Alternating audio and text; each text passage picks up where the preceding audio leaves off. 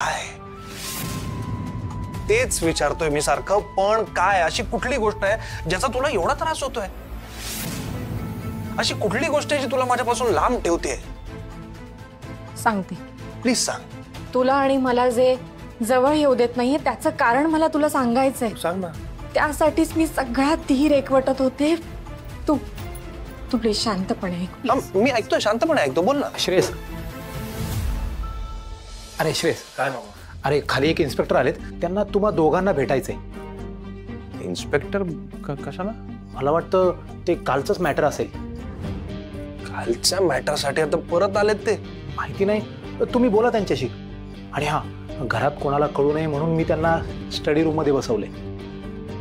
कालच्या मॅटरसाठी घरी का आले असतील ते? एनिवे बघूया, चल. करशील ना माझी सुटका? बाहेर आल्यानंतर पुन्हा तुम्ही ती चूक करणार नाही याचा काय भरोसा? अगं मग काय जन्मभर मी इथेच सडू की काय? हे बघ शकुंतला, अगं मी हात जोडतो, अगं मला इथून बाहेर काढ. तू बोल, तू मार मार मार. ए, काय चाललंय?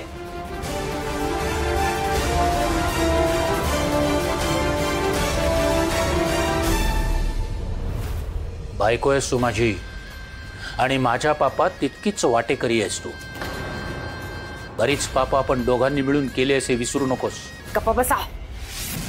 मी तुमच्या असल्या घाणेरड्या गोष्टींमध्ये कधीच सहभागी नव्हते. मी तुमच्या पापाची वाटेकरी होऊ शकत नाही. सांगितलं ना, शेण कणभर खाल्लं काय आणि मणभर खाल्लं काय, आणि तू ते खाल्लंयस.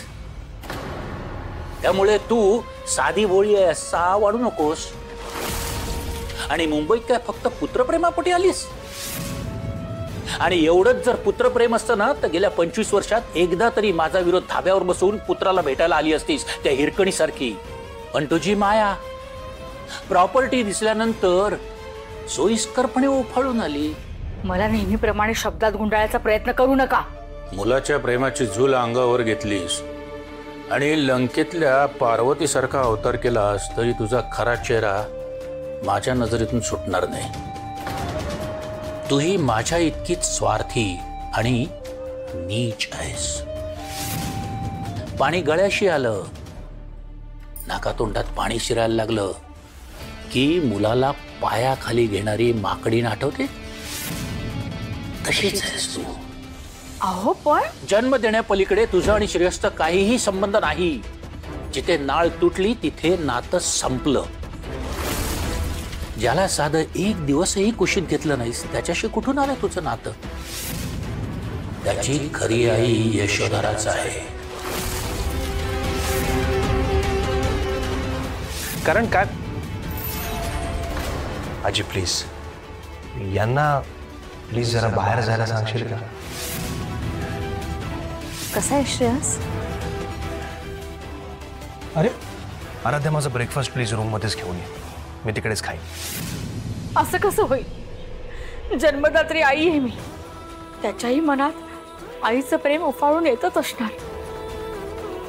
माझी मातृत्वाची भावना त्याच्यापर्यंत पोहोचतच असणार.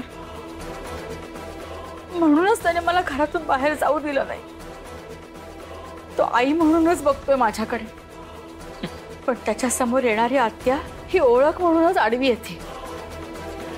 पण जेव्हा त्याला सत्य कळेल तेव्हा त्याचं प्रेम नक्की जागं होईल. जे नातं तुटलंय ते जोडण्याचा मूर्खपणा करू नकोस.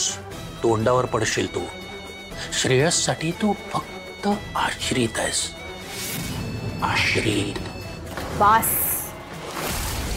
श्रेयसच्या बाबतीत मी एकही शब्द ऐकून घेणार नाही.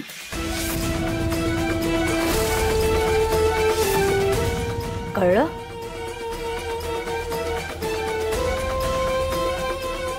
शकू, शकू, शकुंतला ऐक ना माझं. शकुंतला,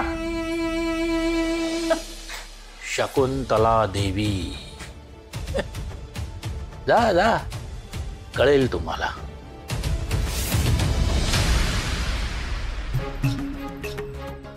काय इन्स्पेक्टर साहेब, आज थेट घरीच आलात? काही प्रॉब्लेम झालाय का परत?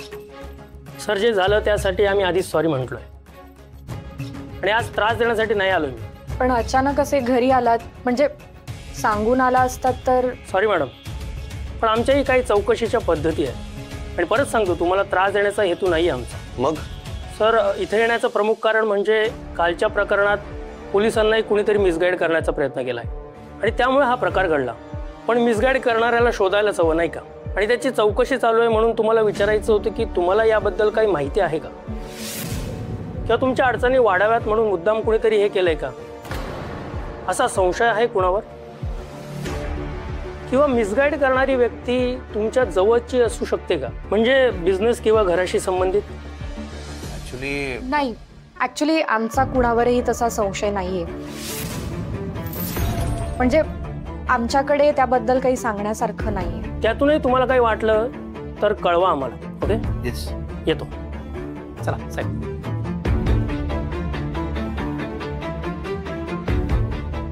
का थांबवलंस मला? मनातला संशय बोलून दाखवायला हवा होता. श्रेयस, खरं तर मलाही इच्छा झाली होती सगळं सांगण्याची, मग पण आपल्या घराचं नाव संकटात आलं असतं ना, सरनाईक कुटुंबाचं, म्हणून मी श्रावणीचं नाव घेतलं नाही. हे बघ, बाहेरच्यांसाठी ती आणि आपण एकच आहोत ना, त्यामुळे मला असं वाटतं की घरातले वाद घरातच राहायला हवे. तू कुटुंबासाठी आणि तिच्यासाठी करतेस, हे इतका विचार करतेस त्यांचा, तिला आहे का जाणीव थोडी तरी? आधीपासून आहे तुझं आराध्या. तिच्यासाठी स्वतःचं आयुष्य पणाला लावलंस आणि अशी वागते ती. साधी जाणीव नसावी माणसाला. कमाल आहे. तू त्या आराध्याबद्दल बोलतो श्रेयस, जी श्रावणीची बहीण होती आणि श्रावणीची दुश्मनी आराध्या नसलेल्या या ताराशी आहे.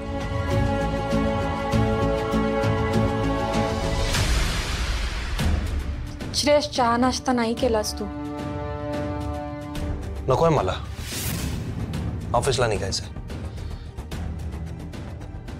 आणि मगाचं आपलं बोलणं मी विसरलो नाहीये. प्लीज तूही विसरू नकोस. त्या गोष्टीसाठी मी नाराज आहे आणि नाराजच राहणार आहे. हवं तर आबोला धरलाय असंच समज.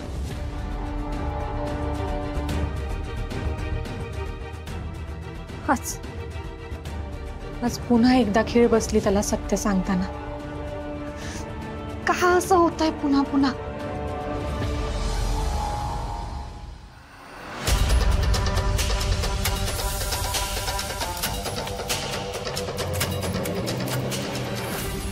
तुम्ही श्रेयसचा जीव घेण्याचा प्रयत्न केला? हो, आपल्या रक्ताचा मुलगा आहे होतो. माझ्या पोटी जन्म घेतलाय त्याने. तुम्ही वडील आहात त्याचे. जन्म देण्यापलीकडे तुझा आणि श्रेयसचा काहीही संबंध नाही.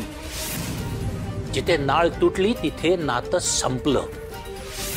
त्याची खरी आई यशोधराच आहे. आणि मुंबईत काय फक्त पुत्रप्रेमा